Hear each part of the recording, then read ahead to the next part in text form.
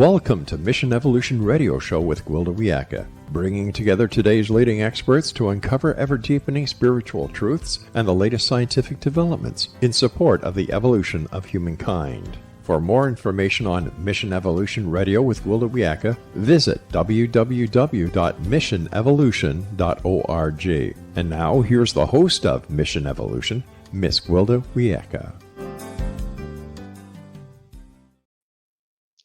Quantum physics is a topic we often hear about. But do we really understand it? What if quantum physics is a science that also serves as a connection between the physical and the spiritual realms? Mission Evolution Radio TV show is coming to you around the world on the X Zone Broadcast Network, xzbn.net. With us this hour to explore quantum physics is a spiritual treasure, is Paul Levy. Paul is a pioneer in the field of spiritual emergence.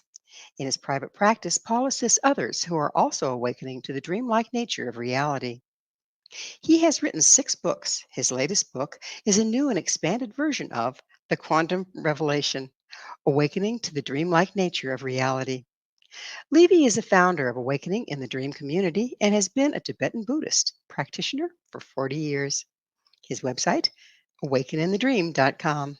Paul, thanks for joining us on Mission Evolution. Yeah, no, I'm so happy to be invited. Thank you, really. Well, it's wonderful having you back on the show. We always have such fun. Now, Paul, I understand that you're not a physicist. So how did you become interested in the topic of quantum physics? Yeah, no, I'm totally not a physicist. And basically, over 40 years ago, I had a quantum shift in my life where all of a sudden I was inhabiting this universe that simulated the previous universe I'd grown up in, but couldn't be more different. Particularly in the realm of the possible had expanded to unimaginable degrees. So I was having this profound awakening to the dreamlike nature is what I would call it. And it was very unsettling. And as I began to integrate my experience, and then I became familiar with quantum physics, I began to realize, oh my God, quantum physicists are describing and mapping the very universe that I had found myself inhabiting. And so that really, really helped me because everybody was telling me I was crazy and all that. And I knew I wasn't. So it really helped me to contextualize my experience when I came across quantum physics. So what would you describe what a quantum shift is that you're talking about here? Yeah, well, in quantum physics, they talk about having, quantum leaps or quantum jumps or quantum shifts, where all of a sudden I had, just as an ordinary person who had been programmed and conditioned by our society and had assumed certain things were true, and in particular, the idea of that this universe existed objectively separate from myself. That was just an unquestioned assumption. And all of a sudden, something happened. I got hit by a bolt of lightning inside of my brain, not from the sky. And I began to recognize the dreamlike nature of reality, that we were interconnected and interdependent, that I didn't exist as a separate self, that other people weren't separate, that we were all part of one whole seamlessly interconnected quantum system. And so that's what I mean when I said I had a quantum jump, in that all of a sudden it looked just like the previous universe, but it couldn't have been more different because I had seen through the imagination, that I existed as a separate self, which I don't. There's none of us who do. And that I saw through the illusion that this universe existed objectively and separate from myself. Because what quantum physics in essence had discovered and proven is that the act of observing this universe actually influences the universe observed. And that's a description of a dream. And that's why I keep on circling back to the dreamlike nature of reality. So how old were you when this happened and what was going on in your life? Yeah, I was 24 and I was suffering from an over-the-top incredible emotional trauma at the hands of my father, who wound up being a criminal and a psychopath. And I was the only child who was the recipient of him acting out like, everybody acts out their unhealed abuse on the next of kin. And my father did it in a way that really changed my life, and that I went from a happy, healthy, normal person to all of a sudden being confronted with this overwhelming suffering. And I dealt with it by going into my mind and trying to get to the real root of what was happening. And so that was the context in which I had the awakening that changed the entire trajectory of my life. And it's given me the authority to write my books, type of thing, you know? So, in indigenous cultures, in order to be a shaman or a medicine person, there's these really horrible, if you will, initiations people go through, being buried in the sand up to here and left Yeah, overnight. yeah. It goes on and on and on, but it is a form of shattering.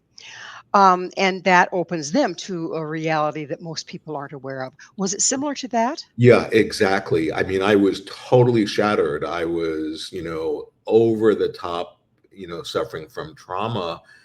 And, when I had no idea about shamanism, and the shaman is the wounded healer, is the creative artist, is the storyteller. And so I had no idea about any of that. And all of a sudden, at a certain point, something happened based on this incredible trauma and suffering.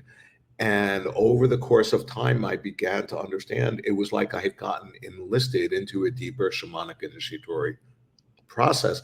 And I should just point out, you have to be absolutely insane to choose to become a shaman, because you have no idea. It's unimaginable the suffering that's involved.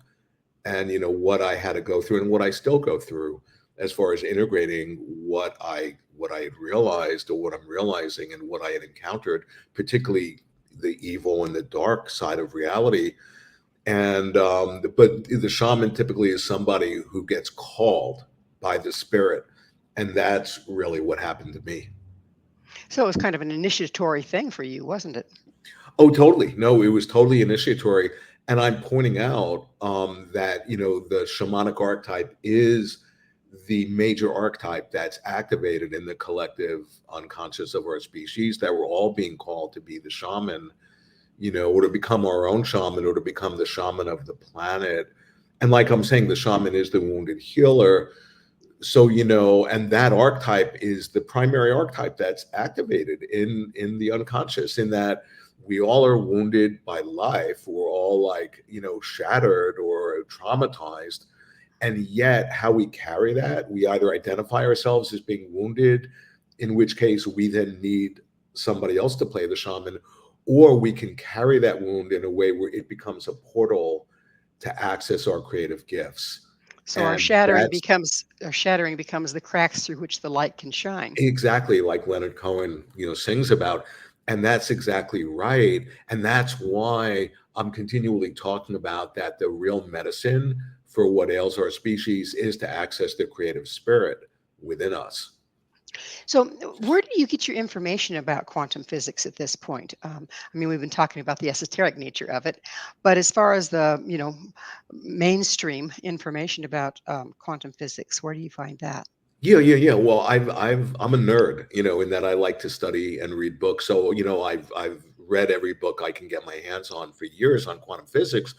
But then it was like I was having my own subjective experience of the quantum nature of reality, of the dreamlike nature of reality, because quantum physics, you see, there's not any controversy at all. It's the greatest discovery ever in the history of our world in the realm of science. That there's no debate about. The controversy is, what does it mean?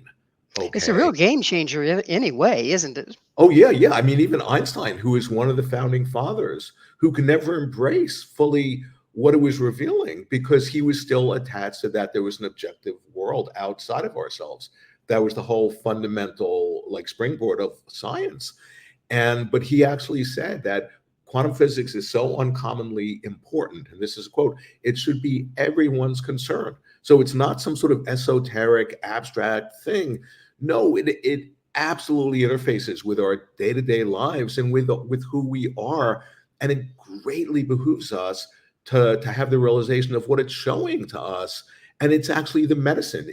Quantum physics is the medicine for the disease, for the, I call it a mind virus that is afflicting our species. Quantum physics is the revelation that's offering us the medicine, and I can explain that.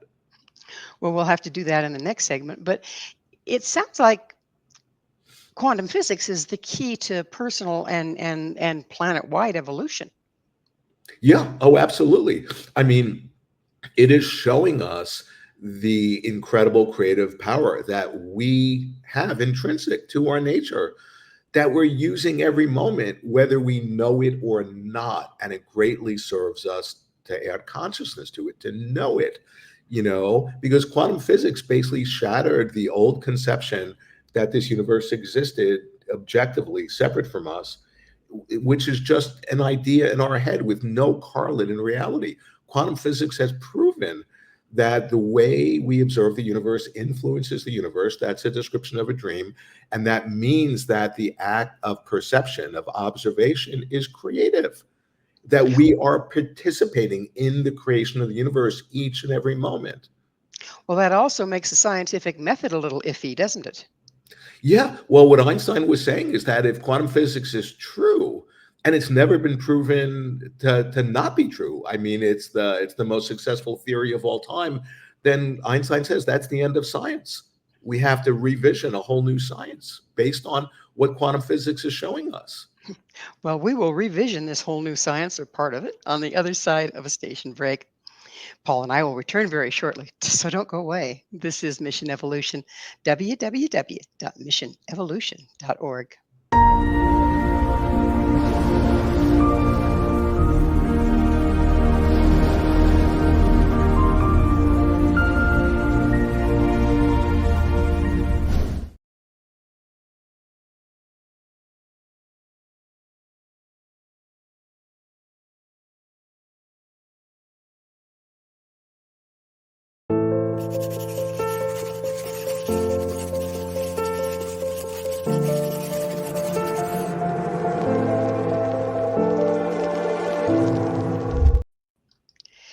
Can quantum physics offer a cure for madness?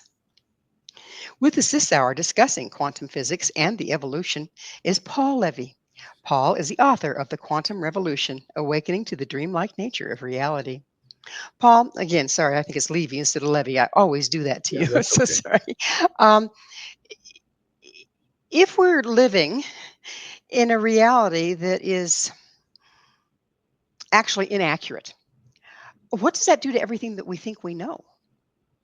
Yeah, well, it puts into question, like the quantum physicists, the founding fathers, when they realized what they were tapping into when they discovered the quantum, it was like the rug had gotten pulled out from under them. They had no place to stand, and it really brought into question, like, who am I? Because quantum physics, by proving empirically again and again, it's a nonsensical idea that the world exists objectively separate from us. There's another half of that realization, and that is what happens to me as a subject if there's no objective world. Well, I, as a subject, I need an object to be in relationship to in order to be a subject. If there's no object, then who am I? So those two imaginations, the imagination of an objective world, which doesn't exist, and the imagination that I exist as a separate self, which doesn't exist, they in a way reciprocally reinforce each other. When you see through that illusion, it floods light on the question of, wait a second, who am I? And that's where quantum physics has promoted itself to be a spiritual path. It's also would indicate to me that it's time that the buck stops here. When we're seeing things as separate, we don't have to take responsibility for our part in creating them. But now, from what you're saying, if quantum physics indeed is telling us that we are all part of the whole and everything we think, do, or say impacts that whole, all of a sudden responsibility takes on a whole new level, doesn't it? Yeah, yeah, yeah. No, there's no one else to blame. We are, participating in the evocation and the conjuration and the creation of our universe each and every moment. We ourselves, by the way we interpret the ink blot of the universe and place meaning on our experience, we are creating our experience of ourselves and of the world. There's no one else doing that to us. We are doing that. And that really puts a great responsibility on us. So, what Where does that put us with group agreement? Because in the past, we've had agreement that this little limited reality that we're subject to was the reality. And now this is being blown wide open. So, where does that put group agreement? Yeah. Well, it's pointing out, like quantum physics points out this universe is like when I'm in Portland, Oregon, where it rains a lot and there are rainbows quite often. And that rainbow, there's no objective rainbow. The rainbow is a coming together of three factors of consciousness, of water, and light and of the mind. Consciousness is the mind and light and water. And then we have an image of the rainbow, but there's no objective rainbow out there. And quantum physics is saying that this physical world is like that rainbow. It doesn't exist objectively. It exists just like a rainbow does, as in, inside of our mind. And we each are seeing our own private rainbow. There's no one objective rainbow or one objective world that we're seeing. And we have an agreement so we can share our experience together. But the idea is that we're each seeing our own private cosmos, and there's a way of navigating that creates this utility and is convenient. But the idea is we've been programmed to have a certain way of seeing, that we've been conditioned, that limits us and limits our creativity and closes our heart. And quantum physics is offering us the revelation because it's showing us that we're not separate, that we're interconnected. A quantum universe is a seamlessly interconnected whole. There's no separate parts interacting. It's one whole universe. What about the 100th monkey? So it's like, we all know about the 100th monkey theory, right? It took a certain amount of monkeys to do the behavior on one island before it suddenly magically started showing up on the other island. As we're going through this evolution of consciousness from thinking of ourselves as separate to recognizing our interconnectedness, is there a breakover point to where it'll be more common for people to easily Yeah. recognize this because people have gone before that see it?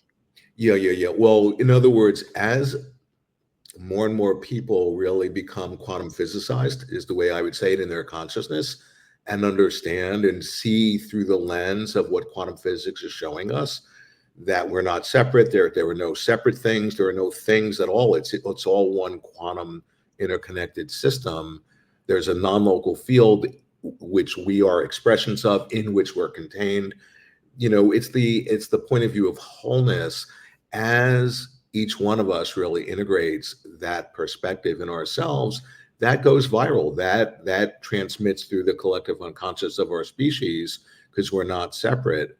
And at a certain point, just like the 100th monkey phenomena, that becomes the prevailing viewpoint for sure. So, where's the scientific proof of all this? It seems like a lot of it's conjecture. So Yeah. where's the proof of this? Yeah. No, it's no conjecture. This is no conjecture. This is empirically proven. It's the most proven and provable scientific theory of all time. It's never been proven to even be an iota wrong in any way. And so, yeah, the question is, and where's the scientific proof? The question is, like, what do we do with what it's showing us? Because in my work, I'm pointing out that quantum physics is like a spiritual treasure.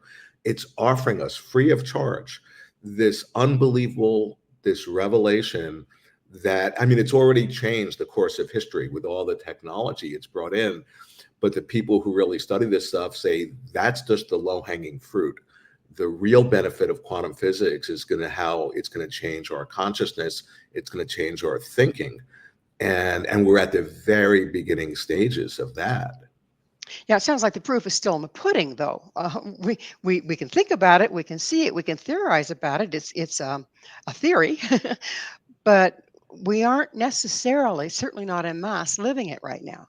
Yeah, well, the quantum physicists, the founding fathers are saying it's like we still haven't found the central idea.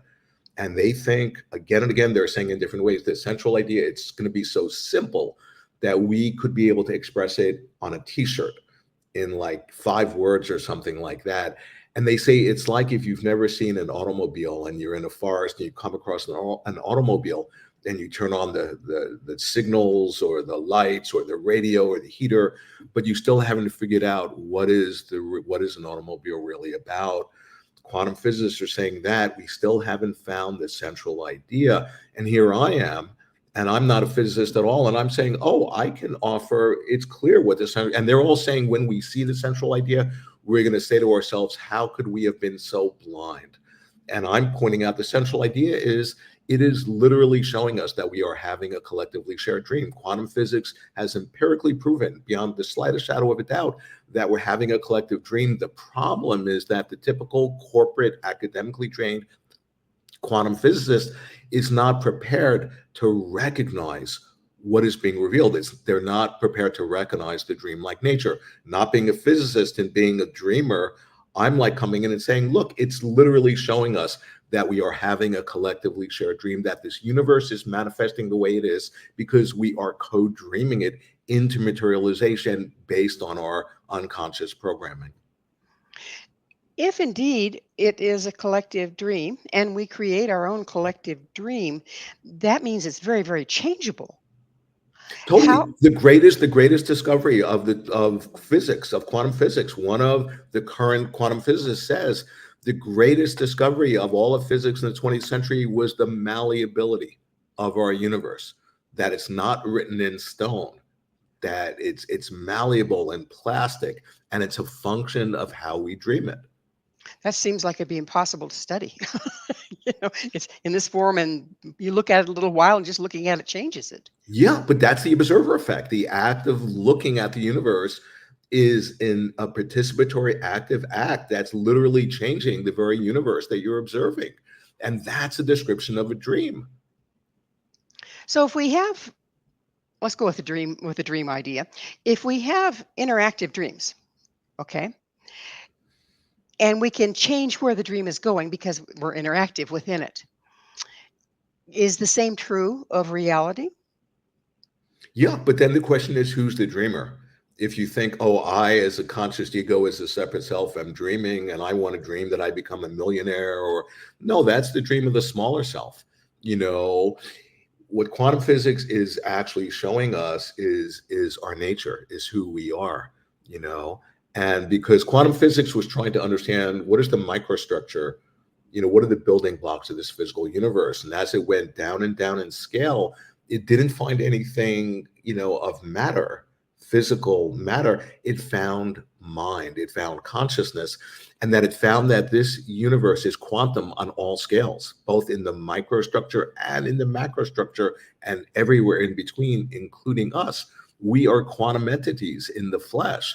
And, we're at the beginning. This is such a radical discovery that they say it typically takes centuries to integrate what it's revealing to us. We're right at the very, very beginning, but it's already changed the course of history.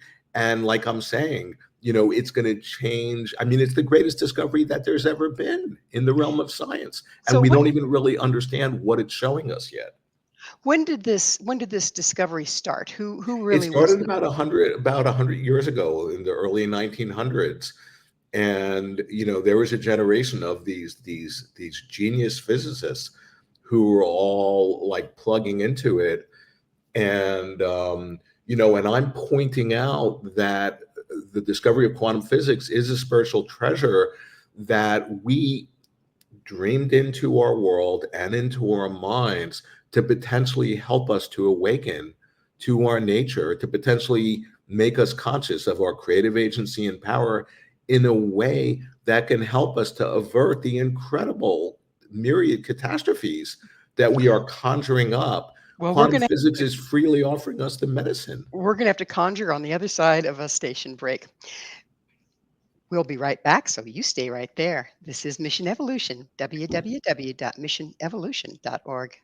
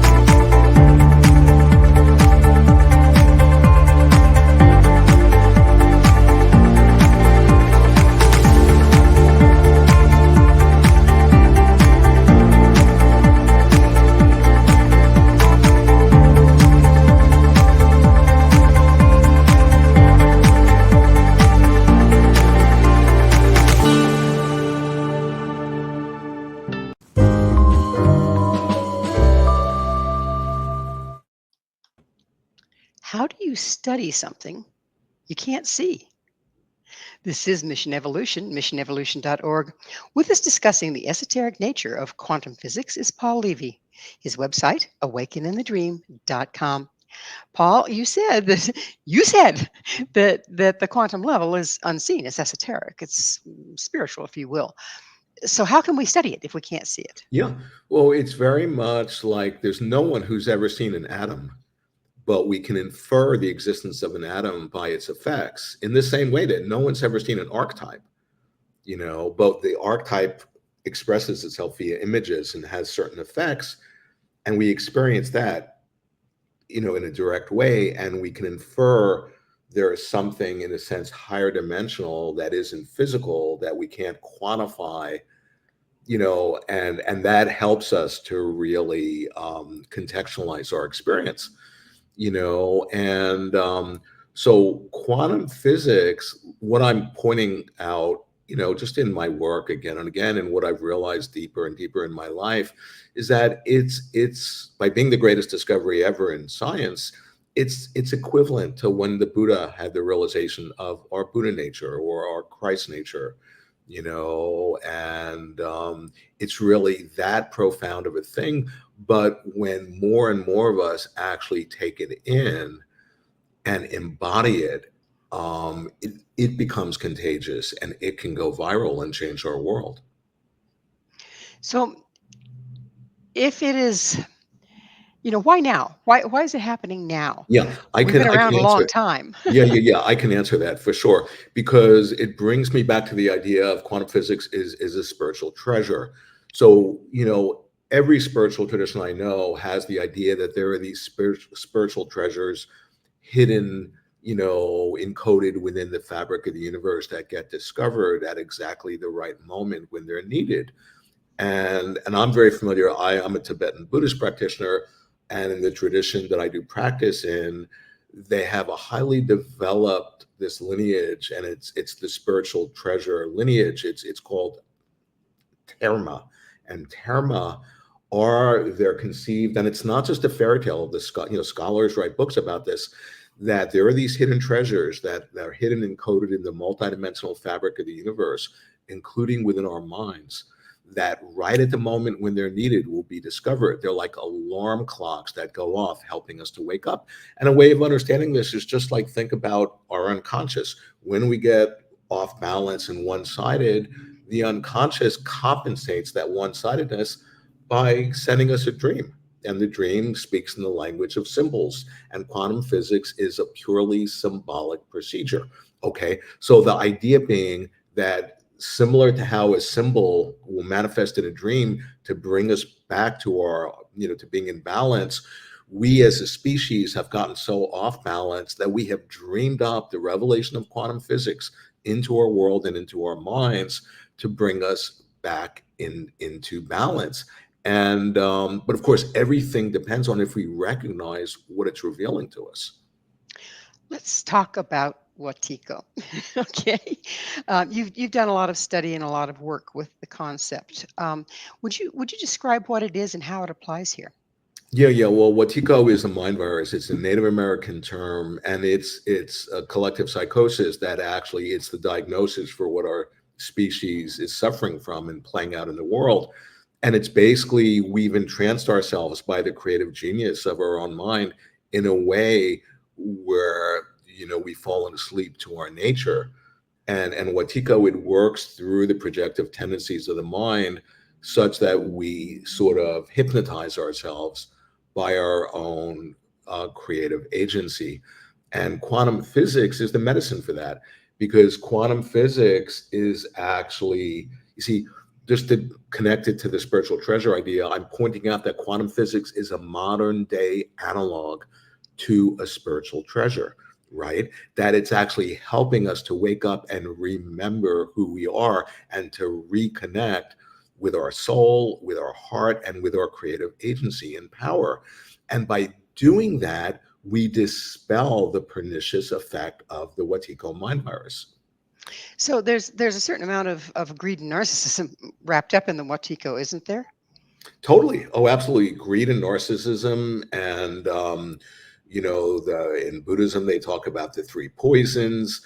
It's, the embodiment, the real essence of the wetiko mind virus, that is the psychospiritual dis-ease that's afflicted our species, is ignorance, is not knowing who we are, is being in a dream and thinking it's real.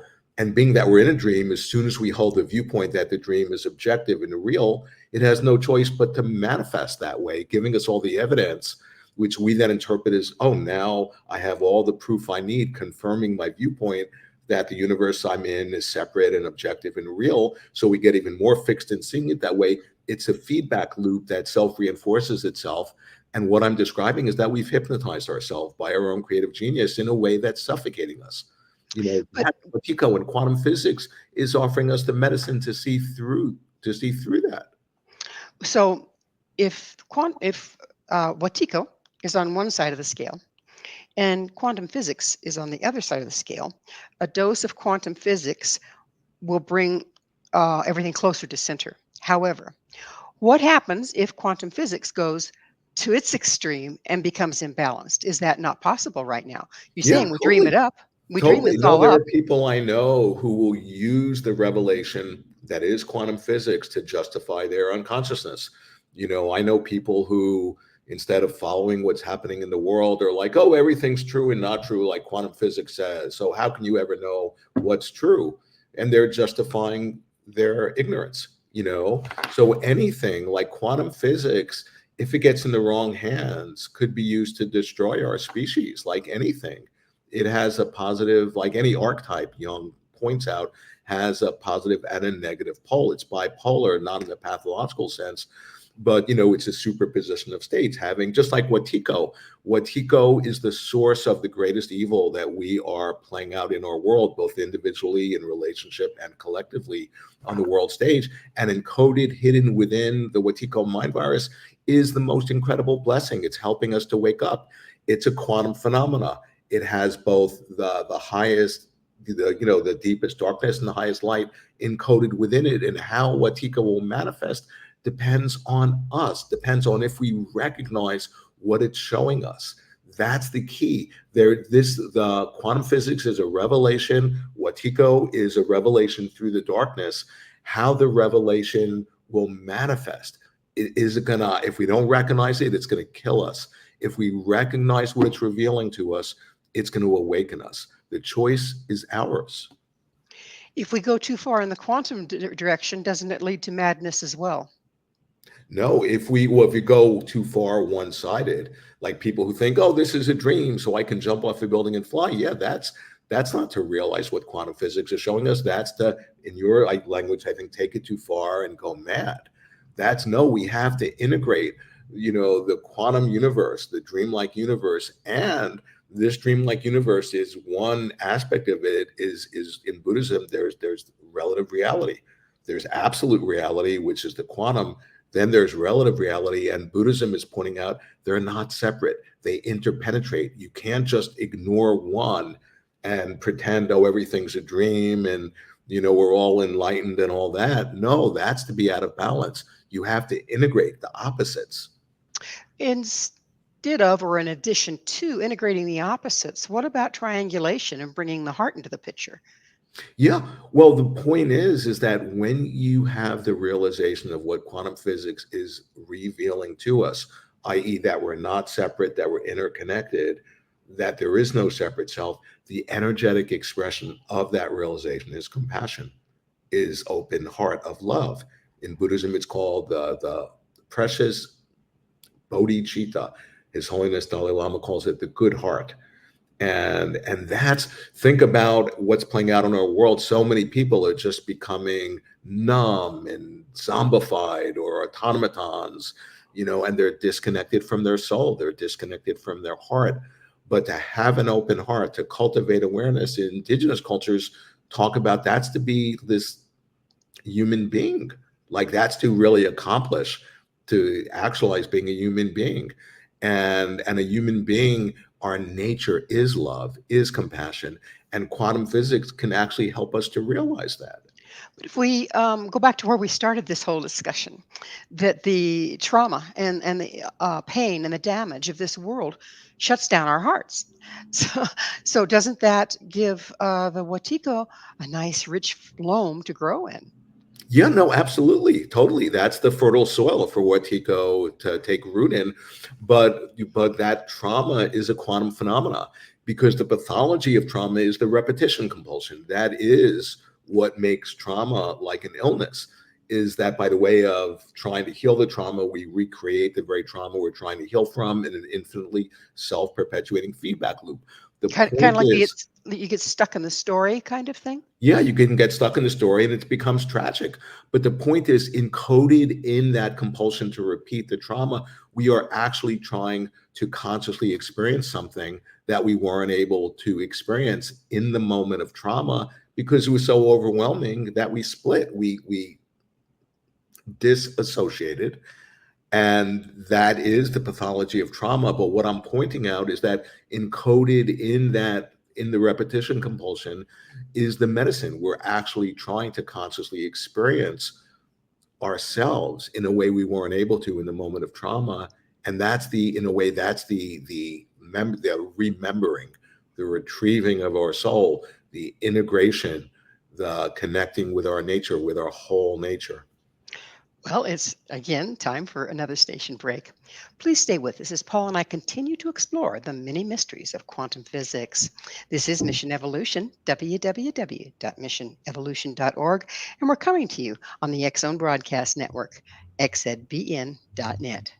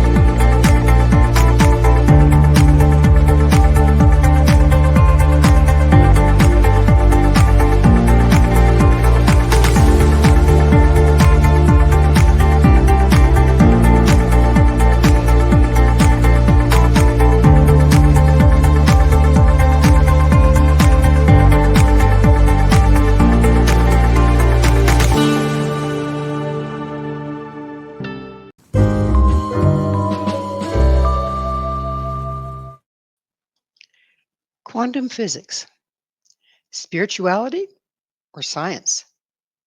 This is Mission Evolution, missionevolution.org. We're continuing our discussion with Paul Levy. His website, awakeninthedream.com. Paul, as we've been speaking, it occurs to me that quantum physics is a major threat to science, simply because the existence of that kind of unity and our influence on the things that we're observing or believing in, it takes a scientific theory and throws it out the window. So how is that going to mesh? We want to prove things, and yet we're disproving the very thing that we've been using to prove them. Where do we get there? Where do we go from here? Yeah. Well, I mean, quantum physics, has proven that the universe that we've been studying before quantum physics came on the scene didn't even exist, that there was no such thing. That was why it was like an incredible trauma. I actually coined an acronym, QPIT, quantum physics induced trauma, that the founding fathers were so shocked by what they had realized. They were literally saying, I wish I had never gone into physics, type of thing. And, Well, when your whole reality crumbles out from underneath you because you've been seeking the truth, that can be pretty shocking, can't it? yeah. But I point out that it's actually the best news, like a modern day quantum physicist, Christopher Fuchs, calls quantum physics. He goes, quantum physics makes life worth living. And another quantum physicist I know says, when I get depressed, I have two go-tos. I listen to Beethoven and I study quantum physics, in that it's so unbelievably inspiring.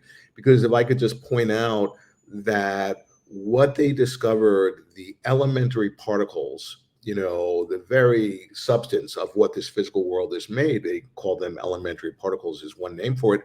And they realized they don't exist as any stuff and any, matter, but they exist in a state of potentiality in any and every way they could ever exist. They exist up until the moment that we observe these elementary particles, and then they actualize into one specific manifestation, and all the other possibilities they vaporize into parallel worlds, and then that very process happens again the next nanosecond. And the point is, and this isn't me, this is the most hardcore of the, scientists are saying this.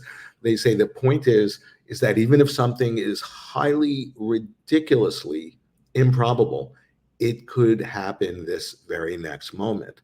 And what that means is so profound, because the idea that our species could actually awaken in this very moment, quantum physics is saying that's within the realm of the possible. And if you're not envisioning that, then I would say you're actually part of the problem. So, what changes will a widespread understanding of quantum physics bring to our culture? How would that change the culture? Is that what you're Hmm. asking? Hmm. Yeah, yeah, yeah. Well, it would, on the one hand, it's already changed the culture just, technologically wise, but it would actually, the whole key is not to get new facts, but to have the new ways of thinking about the facts that we're discovering. So that's really a very interesting question of imagine how, when enough of us in our world actually become awake to the quantum nature of our universe, how would that change things? And I would say, well, I imagine we would be discovering that we're not separate, that we depend on each other for our well-being. So we actually, in a sense, get in phase with each other through the heart of love.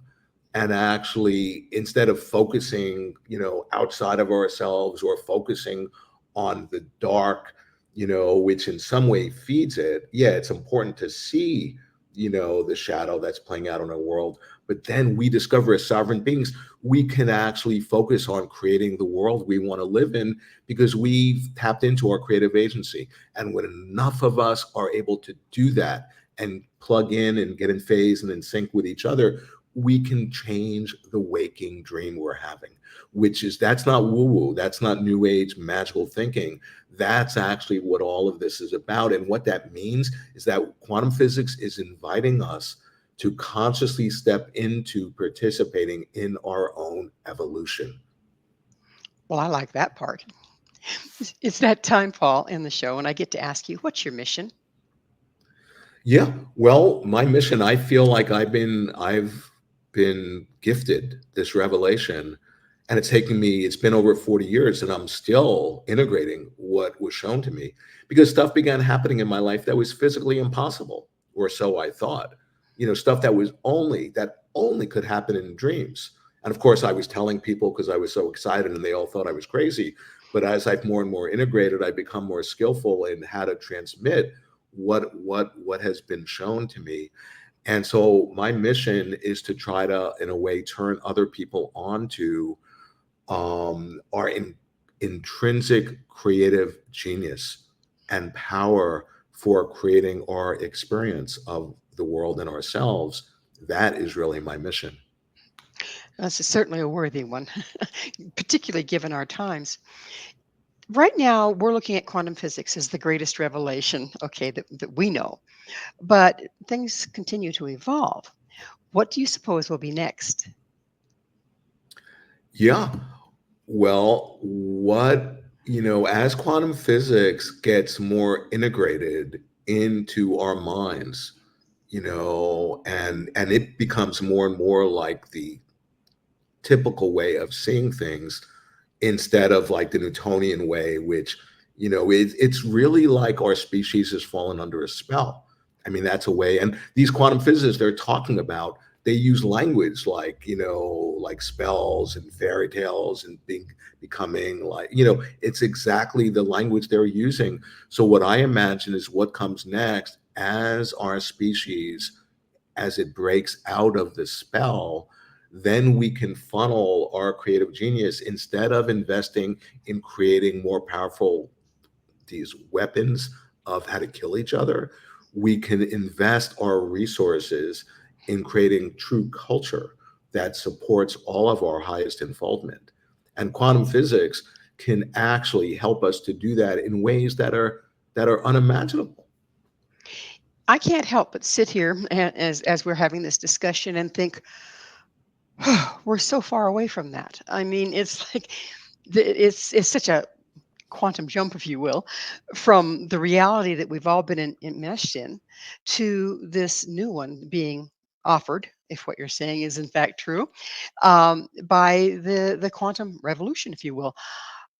How are we going to, and how long do you think it'll take before? I mean, everything we do is based on this illusion, if you will.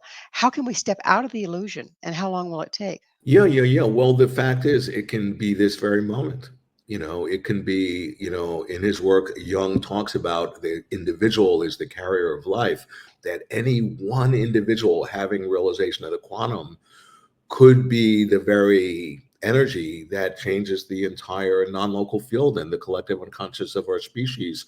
And I would say it really serves us to imagine in that way. So yeah, I get things are really dark and and all that. And it seems like, oh my God, for the rest of our lives, for centuries, we'll be going through this.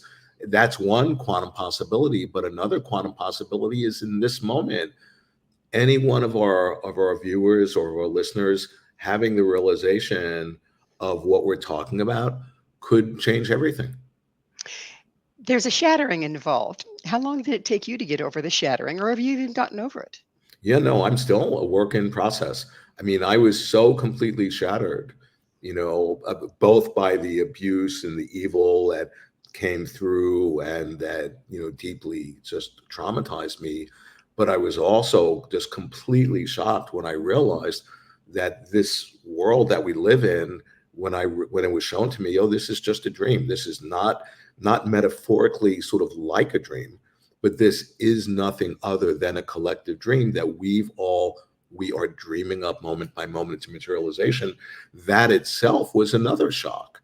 And so, I'm continually, integrating, the trauma of both of those shocks. And that's why the importance of me, if I didn't find my creative voice, I would have been in deep trouble. And being creative is the medicine, and quantum, for the mind virus, and being creative is what quantum physics is showing us, is that we are creative beings each and every moment. That's in essence, that's the fundamental revelation of quantum physics. It's showing us our creative nature. And hasn't our creative nature been hijacked by the system? Totally. That's the mind virus, where the mind virus has hijacked our own creative genius. It's colonized our mind. It's set up a shadow government within our psyche. It dictates to the ego to serve its needs instead of our own. And that's the mind virus. And that's why I'm continually pointing out that when you understand quantum physics as a revelation and you take in what it's showing you, it dispels all those negative effects of the mind virus and connects us with our nature, because it's such a cliche, oh, to connect with your nature. Well, what is your true nature? Your true nature by its nature is creative. And so when you realize your nature, you embody and express yourself creatively. And the more you do that, the deeper you realize your nature in a positive feedback loop that creates light upon light. Well, unfortunately, Paul, time flies and we're out of it. But thank you so much for joining us on the show again. Oh, it's my honor. Really, thank you so much for the invite. Our guest this hour has been Paul Levy. Paul has written 6 books, his latest, a new and expanded version of the Quantum Revelation, Awakening to the Dreamlike Nature of Reality. To find out more about Paul, where you can get his books and all he has to offer, visit his website, awakeninthedream.com. This has been Mission Evolution with Gwilda Wiyaka. For more information or to enjoy our past archived episodes, visit www.missionevolution.org. But please be sure to join me right here next time. This mission will continue. bringing information, resources, and support to our rapidly evolving world.